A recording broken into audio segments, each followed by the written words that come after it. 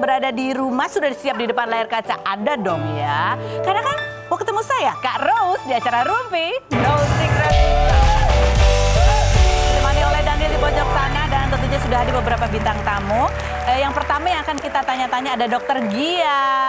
Halo dok, Hai Kak Ros. Dok, kita mau bahas mengenai ini kan katanya lagi banyak nih yang terkena campak. Kemarin ada berita juga ada 2 dokter intern yang meninggal dunia karena campak begitu ya. Nanti kita tanya kok kayak campak jadi separah itu sih, kita harus apa gitu ya. Tapi nanti kita bocorkan dulu seperti biasa untuk membahas apa sih yang lagi ramai di luar sana yang menarik perhatian publik baik itu untuk hal-hal yang datang dari dunia nyata maupun dari dunia maya. Dari dunia maya yang lagi ramai adalah Rachel Faye-nya. Kemarin dia cerita di apa sih namanya nih di broadcastnya cerita tentang rumah. Jadi rumahnya dia sama Okin dulu di awal-awal mereka nikah ini adalah rumah mereka bersama. Terus habis itu kan Rachel habis itu beli rumah lagi yang kedua. Nah pas mereka cerai Rachel tempatin rumah yang kedua ini buat Okin gitu kan. Tapi berhubung Okin itu kayaknya kata dia loh ya nggak pernah ngasih duit buat anak-anak, nafkah idah juga nggak dikasih. Akhirnya di tahun 2000 berapa itu akhirnya ini diambil sama si Rachel atas kesepakatan bersama gitu kan. Terus kalau Rachel cerita juga di sini bahwa pas dia datang tuh rumahnya dalam keadaan kok kayaknya jelek banget gitu ya. Udah kayak nggak terawat, beda sama waktu pertama kali dia beli. Ini kalau ada fotonya rumahnya di tahun 2019 pernah difotoin. Ini sebagus ini gitu. Kalau yang sekarang foto yang 2023 itu nggak ada ya, nggak ada. Nah akhirnya rumah itu ditempati oleh adik-adiknya Rachel sekarang ini. Nah masalahnya di mana? Masalahnya itu si Rachel itu curhat karena tiba-tiba datang tukang ukur. Ya kayak, nih Okin apa sih gitu ya. Bo ya kalau mau datang tukang ukur tuh telepon dulu kek gitu ya. Ini rumah mau diapain kayaknya seolah-olah kayak mau dipakai lagi sama Okin atau mau dijual sama Okin. Sehingga banyak netizen yang komentar juga di situ ya. Postingan statement Okin tahun 2024 kalau apa sih? Oh dia udah bilang emang ya, dia confirm. Oke udah bilang kalau rumahnya udah dikasih ke anak-anak gitu. Tadinya rumah itu juga dipakai dia buat melihara binatang-binatang peliharaannya yang sempat viral juga dianggap katanya Oki itu menelantarkan binatang peliharaannya gitu ya. Oke. Terus ada, oke lanjut ke itulah ya kompilasi netizen, statementnya netizen yang komentar. Oh Okin butuh jual rumah itu karena BU kali ya gini ya. Si Okin tuh emang kelihatannya kayak BU banget sih soalnya sebelum kasus dia jual rumah dia tuh ngejuin CF. Ngejuin apa sih? Oh ngejual. Ya typo agak bingung sih apa ya. Close friend IG second dia dan IG akun utama dia dan selalu bilang ini terakhir ya. Tapi tetap dia jual terus dengan harga 99.000 buat masuk close friend dia sampai 25.000. Woi katanya gitu. Terus di close friendnya dia nggak ada post apa-apa padahal janjinya dia mau upload anaknya pas masih bayi. Padahal mah orang-orang masuk close friend mau lihat anaknya pas jadi cimol. Kelihatan banget BU-nya karena kasus ini. Ini sebuah informasi ya. Close friend itu bisa dijual. Kan sekarang ada member, beda lagi sama member. Oh gitu, jadi kalau mau jadi close friend itu bayar. Wow, anak zaman sekarang pinter banget dok, cari cuannya ya ampun. Ada juga yang netizen yang curhat juga, katanya dia si Okin pernah janjiin mau siapa yang mau di promoin UMKM-nya bayar berapa gitu ya transfer. Terus dia bilang gini, dulu dia pernah open promo usaha UMKM dengan transfer seikhlasnya. Udah gue transfer ke rekeningnya terus gue DM ngasih tahu kalau udah transfer ngasih nama akun usaha gue. Sama dia diblokir. Okin ya, demi Allah gue nggak ikhlas, zolim lo sama orang yang lagi usaha katanya gitu ya. Terus Okin kayaknya klarifikasi nih Okin. Kayaknya tapi tanggal berapa sih diklarifikasinya? Kemarin dia bilang gini, selama ini karakter gue dibunuh banget di depan publik tanpa mereka tahu apa yang sebenarnya. Kasih gue ruang dan waktu untuk jelasin apa yang terjadi dari sisi pandang gue. Oke, Okin, penjelasannya di close friend atau gimana nih? Kita harus tahu. Oh di Rumpi aja gimana ya? Ya oke baiklah. Komentarnya itu coba kita baca yang berikut. Nafkah woi jangan pacaran mulu dah gitu. Ini kemarin juga lagi rame. Pacarnya juga lagi dibully karena katanya pacarnya, aku nggak tahu kenapa sih pacarnya. Ya udah yang berikutnya. Bener-bener lu yakin nanti kalau akses gak ketemu sap-cap baru ngerasa indah. Yang berikutnya ada lagi, serius Okin tuh kan rumah untuk biru anak lu juga Kin emang deh yakin parah sih katanya gitu. Tapi ini ngomong-ngomong soal suami tidak memberi nafkah, ini juga kemarin lagi dan ini aku setuju banget. kemarin lagi beritanya viral banget. Jadi pemerintah Kota Surabaya itu mengeluarkan peraturan bahwa bapak-bapak yang tidak menafkahi anak-anaknya, tidak memenuhi kewajibannya, membayar bulanan anak-anaknya itu dapat kena sanksi tidak diberi layanan untuk akses administrasi. Misalnya dia mau memperbarui KTP, bayar dulu ya kan. Memperbarui STNK, sorry bayar dulu gitu ya kan. Gitu kan, terus apa lagi? Pokoknya urusan-urusan administrasi berkaitan dengan pemerintahan itu akan di-hold kalau dia tidak bayar. Gimana caranya? Jadi misalnya ada putusan pengadilan bahwa bapak harus bayar segini setiap bulan ya gitu ya. Terus misalnya dia nggak bayar, mantan istrinya boleh lapor ngajuin. Si bapak itu belum bayar ya, udah 3 bulan dia nunggak. Misalnya begitu, langsung nanti akan ngelink ke administratif pemerintah kota. Langsung deh tuh si bapak-bapak dengan nama tersebut sesuai KTP tidak akan mendapatkan layanan administratif. Begitu bagus, coba bisa diterapkan juga nggak untuk kota-kota lain di Indonesia? Ya aku setuju ya kan? Iya. Kecuali dia tidak mampu nggak apa-apa, tapi kan itu ada komunikasi ya. Kadang-kadang tuh bapak-bapak tuh suka nggak ngasih dengan alasan, nanti dipakai sama ibunya. Hei, ibunya juga butuh makan kan ngurusin anaknya. Iya nggak sih? Ya, lagian kalau ngasih cuma 200.000 terus takut kepake buat ibunya.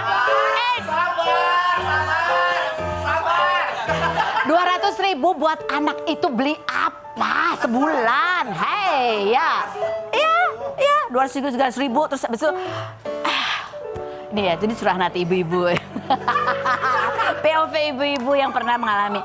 Apalagi cuma ngasih 100.000 berharap itu udah cukup sebulan, terus masih pakai acara embel-embel takut nanti dipakai ibunya.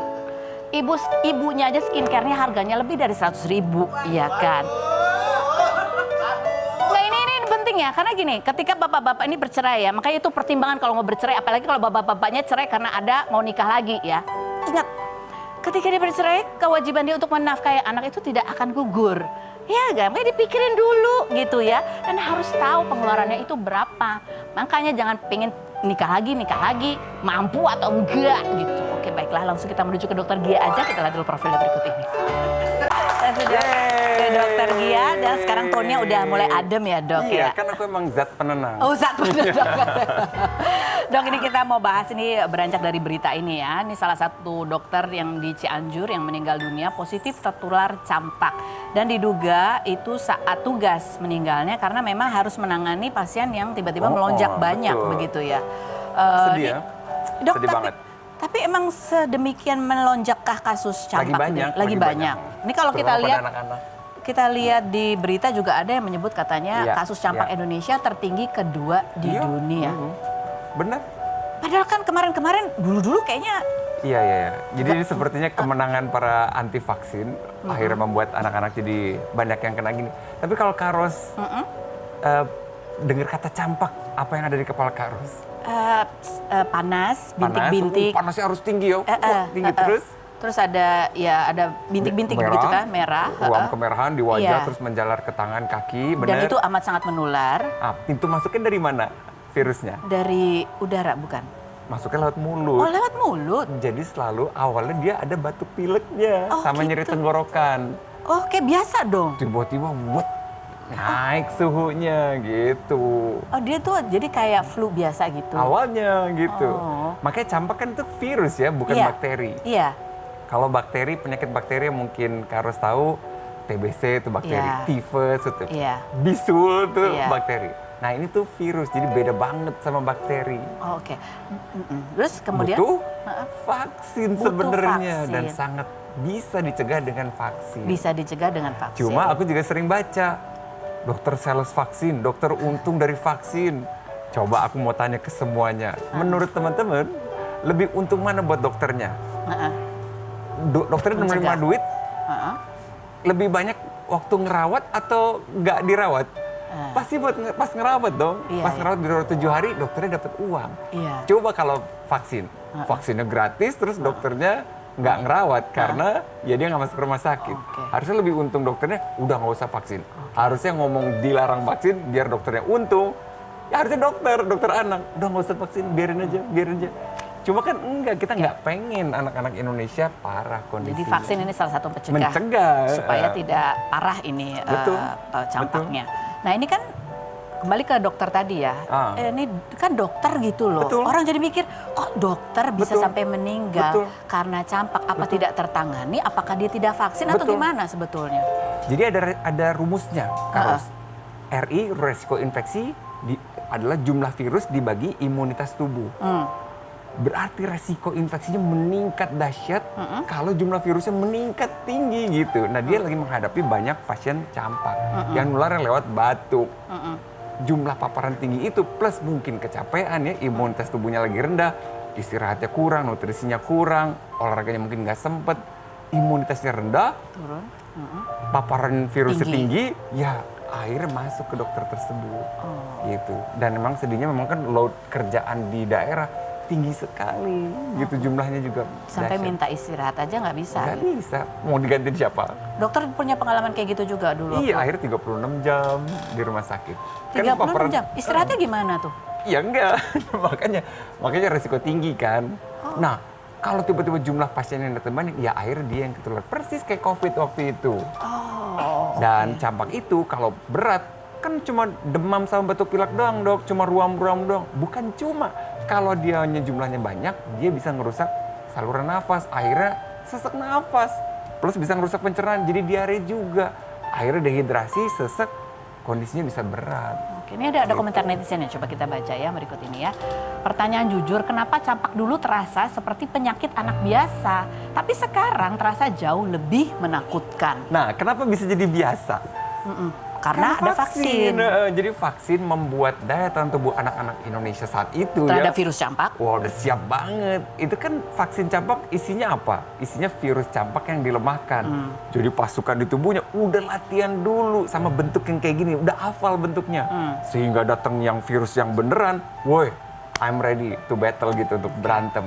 Nah, karena dia nggak dilatih, anak-anak sekarang nggak dilatih sama vaksin campak itu, wah, pas kedatangan jadi efeknya lebih berat ke badan. Jadi pasukannya nggak siap itu Nggak ya, siap sama sekali.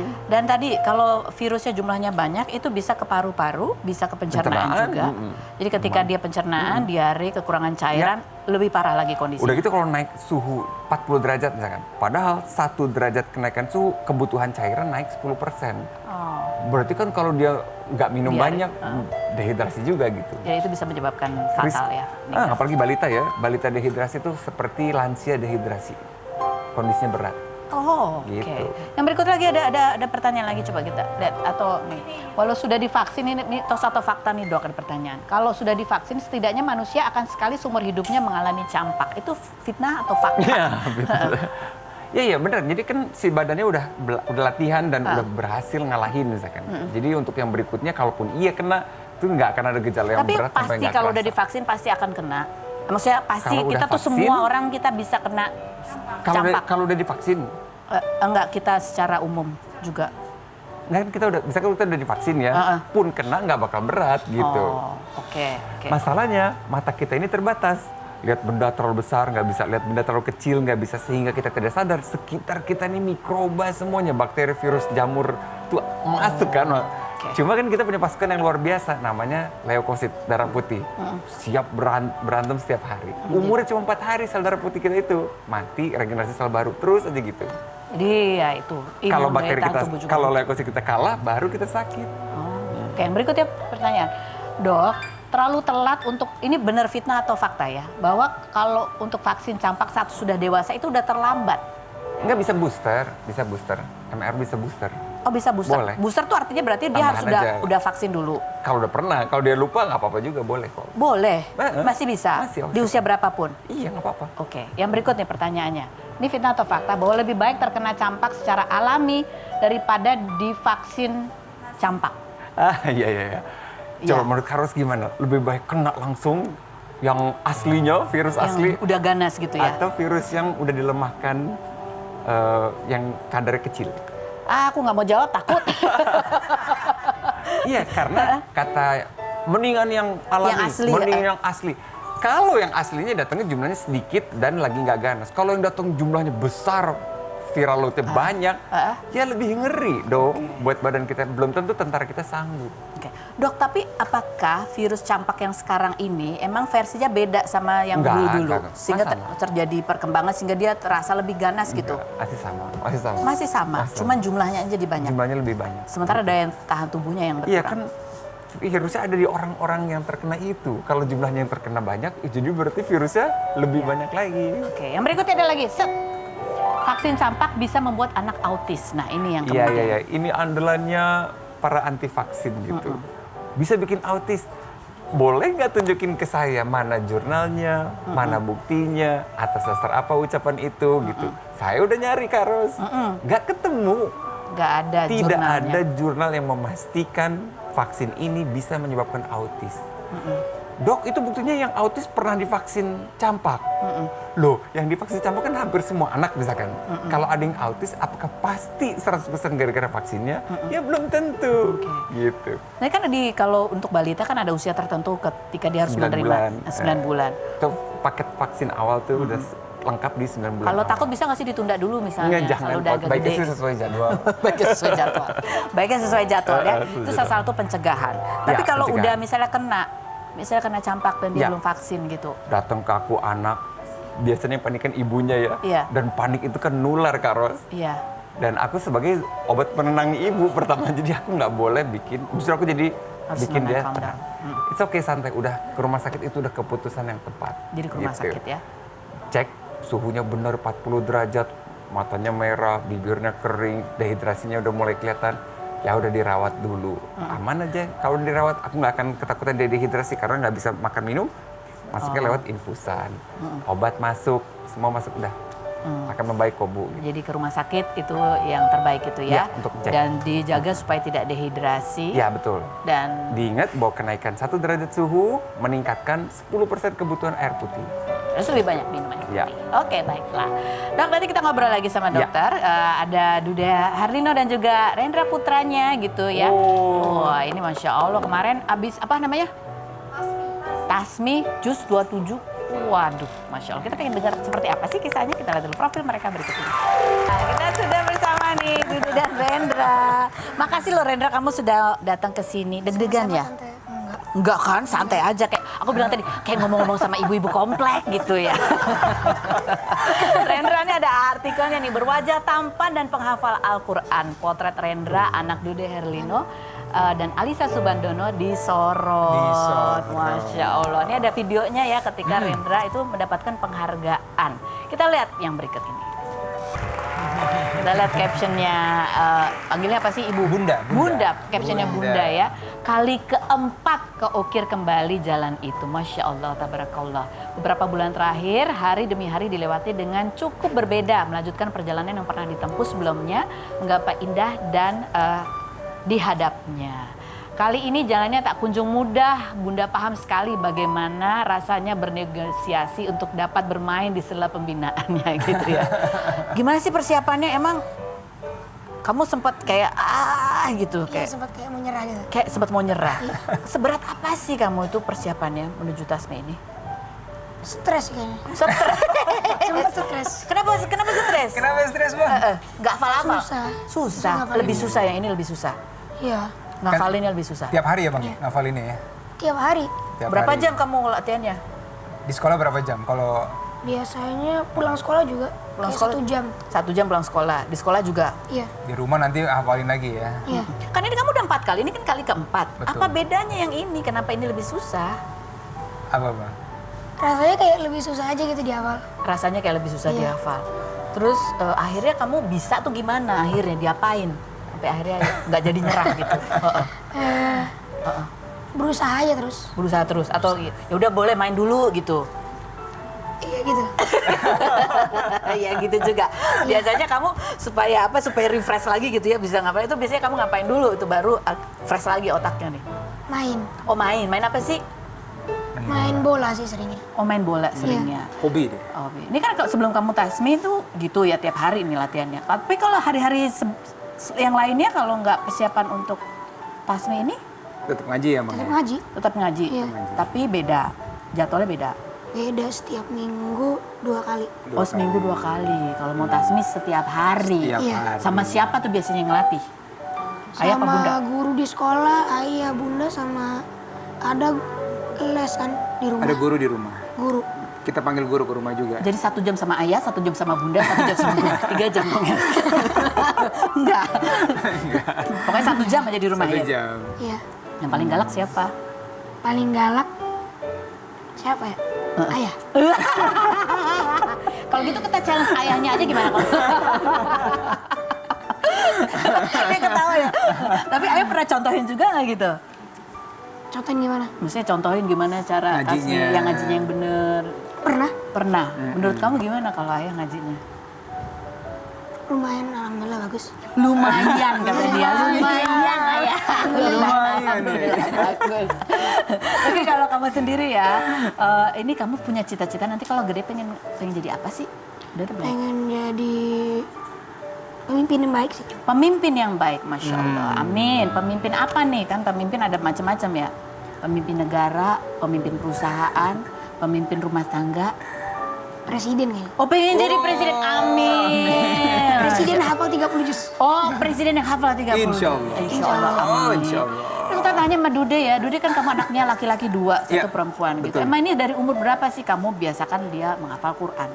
Kalau menghafal ini, Kak Ros ya, sebenarnya dari program sekolah awalnya. Jadi program sekolah, kelas 2 SD, itu ada program Tasmi namanya. Itu menghafal, dari juz 30.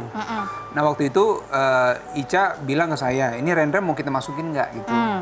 Kita tanya anaknya, dan dia mau waktu itu, semangat banget ya kan. Masuklah Rendra. Alhamdulillah semua lancar. Tahun berikutnya ikut lagi. lancar. Nah buat membantu di sekolah, di rumah kita panggil guru. Nah kalau saya tugasnya biasanya membaca, ngontrol, ya mengkoreksi tajwidnya, panjang pendeknya, iramanya dan sebagainya. Nah terus kelas 2, kelas 3, kelas 4 berlanjut, dia masih suka nih, masih senang lah gitu ya.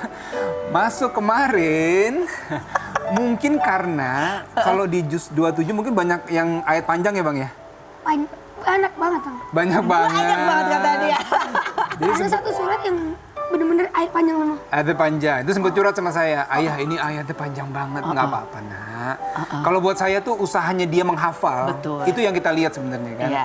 Dan gurunya di sekolah akhirnya Ica ngobrol sama gurunya. Miss, Rendra agak sulit nih gitu. Iya. Nanti di sekolah dibantu. Kita kasih motivasi aja. Oh. Last minute sehari sebelum tampil besoknya malamnya dia mau batalin. Terus nggak jadi kan? Ica pusing lah di rumah kan.